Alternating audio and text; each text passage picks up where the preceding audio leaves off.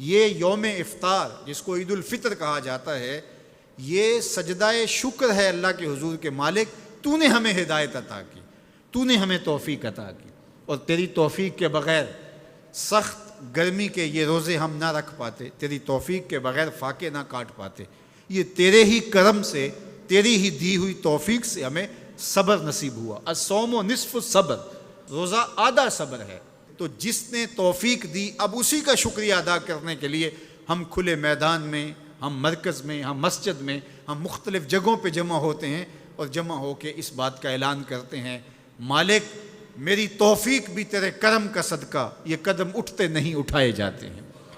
تو نے توفیق دی تو روزے رکھے گئے، تو نے توفیق دی تو گنتی کے دن پورے ہوئے، تو نے توفیق دی تو مالک تیرے ہی حضور حاضر ہوئے، اور یہ تیرا ہی کرم ہے اور تیری ہی کرم نوازیوں کے رنگ ہیں۔ حضرت معاذ بن جبل رضی اللہ تعالیٰ عنہ فرماتے ہیں کہ ایک دن حضور نے میرا ہاتھ پکڑا اور ہاتھ پکڑ کے فرمایا، اے معاذ واللہ انی لاحبک، اللہ کی قسم میں تجھ سے پیار کرتا ہوں۔ پھر دوبارہ فرمایا، واللہ انی لاحبک، اے معاذ میں اللہ کی قسم تم سے پیار کرتا ہوں۔ اور اس پیار کی وجہ سے حضور نے حضرت معاذ بن جبل کو بتایا کیا، میں تجھ کو وصیت کرتا ہوں کہ ہر نماز کے بعد ان کلموں کو جو میں تمہیں بتا رہا ہوں ان کو ترک نہیں کرنا، اس کو بھولنا نہیں ہے، اس کو چھوڑنا نہیں ہے۔ اور وہ کیا؟ اللہم اعنی علی ذکرک و شکرک و حسن عبادتک، اے اللہ مجھے توفیق دے اپنی عبادت کی، مجھے توفیق دے اپنے ذکر کی، مجھے توفیق دے اپنا شکر ادا کرنے کی۔ تو اللہ کا شکر ادا کرنے کی اس سے توفیق مانگی، مالک نعمت بھی تو دے اور اس نعمت پر شکرانے کی توفیق بھی تو عطا کر۔ اور اللہ فرماتے ہیں میری دی ہوئی نعمت پر میرا جب تم شکر ادا کرو گے میری دی ہوئی توفیق کے ساتھ، تو میں تم سے عہد کرتا ہوں لئن شکرتم لازیدنکم، میں تمہیں اور زیادہ عطا کروں گا۔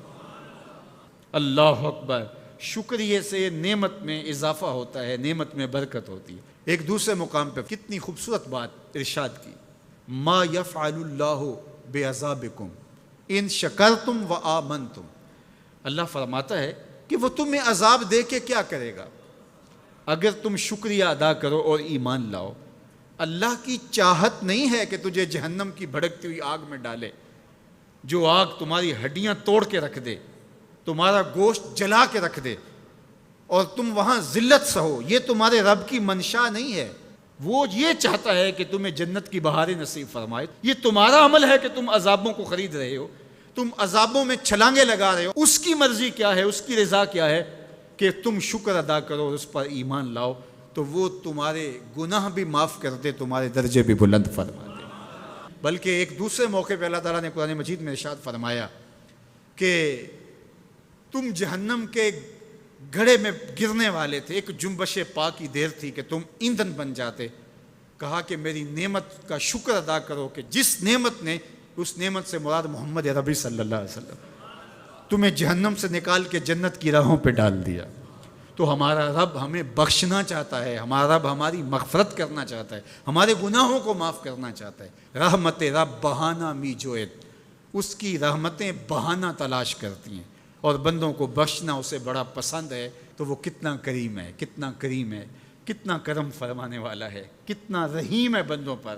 جب بندے عیدگاہ کی طرف آ رہے ہوتے ہیں اور چیخ چیخ کے کہہ رہے ہوتے ہیں اللہ اکبر اللہ اکبر لا الہ الا اللہ واللہ اکبر اللہ اکبر وللہ الحمد اللہ اکبر لا الہ الا اللہ واللہ اکبر اللہ اکبر وللہ الحمد اللہ اکبر لا الہ الا اللہ واللہ اکبر اللہ اکبر وللہ الحمد۔ تو اللہ فرشتوں سے فرماتا ہے کہ کیا مزدوری دی جائے اس مزدور کو جو کام پورا کرے؟